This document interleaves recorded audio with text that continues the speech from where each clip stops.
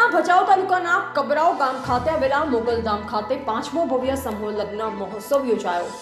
કચ્છ જિલ્લાના ભચાઉ તાલુકાના કબરાવ ગામે સ્થિત મોગલધામ ખાતે તારીખ 27/4/2026 સોમવારના રોજ 5મો સમૂહ લગ્ન મહોત્સવ યોજાયો હતો।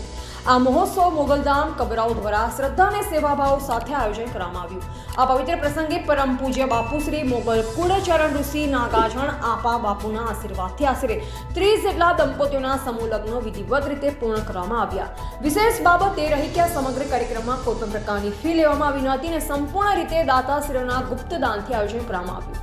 કાર્યક્રમમાં હજારોની સંખ્યામાં ભક્તોએ હાજરી આપી અને દેશ વિદેશમાંથી લોકો મોગલમાના દર્શન કરવા માટે ઉમટી પડ્યા।